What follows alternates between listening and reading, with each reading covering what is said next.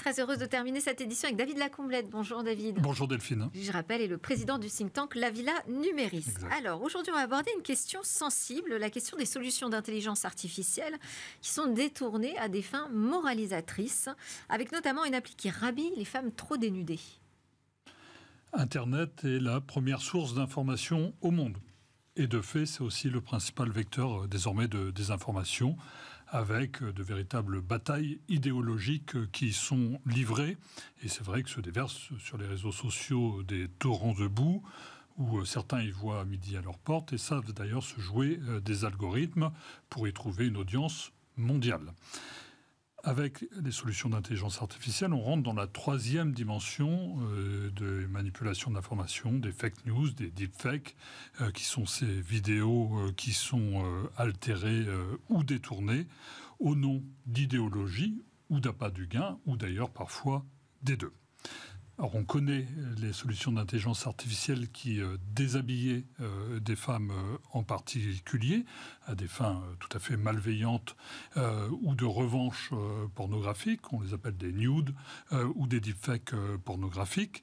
Alors si le porno est autorisé aux plus de 18 ans, rappelons que tout détournement est interdit sans le consentement des personnes et que c'est particulièrement répréhensible et puni par la loi. C'est un viol numérique, en quelque sorte. Et vous risquez 2 ans de prison, que vous fabriquiez ces vidéos ou que vous les diffusiez. Alors, il faut reconnaître quand même aux plateformes d'avoir mis en œuvre des filtres pour permettre d'en éliminer le plus grand nombre. Mais donc, c'est là qu'apparaissent ces applications qui, à l'inverse, rhabillent des femmes. Alors, je ne citerai pas leur nom, tellement c'est abject, on n'est pas là pour non plus leur donner de la publicité. Mais effectivement, ces solutions d'intelligence artificielle ont pour ambition de rhabiller les femmes au mépris du respect de la liberté individuelle et du droit de tout un chacun à disposer de son corps. Sont à l'œuvre des mouvements conservateurs ou moralistes et qui, effectivement, parce qu'ils jugent des photographies indécentes ou en tout cas pas à leur goût, les rhabillent. C'est ce qui est arrivé à une actrice, Kristen Stewart, qui était en une de Rolling Stone récemment. Une photo trop subjective au goût de certains qui l'ont rhabillée, qui l'ont d'ailleurs recoiffée et mis une alliance au passage pour la rendre digne. Mais au nom de quoi ? Et donc, effectivement, ce genre de pratique a lieu, et pas uniquement sur les femmes, puisque Elon Musk, qui avait été pris en photographie en maillot de bain, s'est retrouvé avec un costume et une cravate, ce qui n'est pas exactement la même chose, vous en conviendrez. Ça, c'est sûr.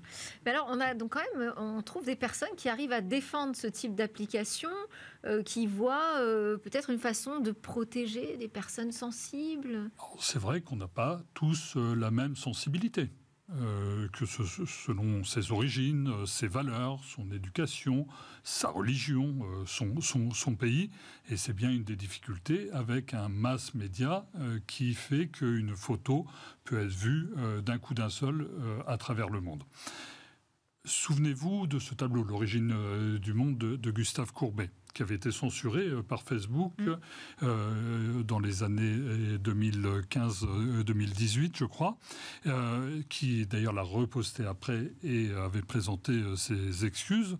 Est-ce qu'il aurait fallu rhabiller le modèle ? D'ailleurs, on voit bien avec ce tableau que ça n'avait pas attendu Internet, puisqu'il avait été l'objet de très nombreuses polémiques dès son origine, et que d'ailleurs ceux qui l'exposaient avaient mis un voile devant et il fallait retirer le voile pour pouvoir le regarder. Il a été retiré d'ailleurs assez tard par le musée d'Orsay où il est exposé désormais. Et donc on est dans cette difficulté effectivement d'acceptation en quelque sorte par des populations hétéroclites et des tollés qu'il suscite.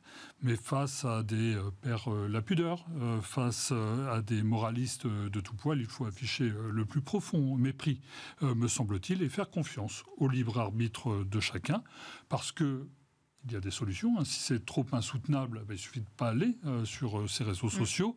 Et après, il faut bien voir qu'il y a quand même des filtres sur les navigateurs, notamment pour les plus jeunes.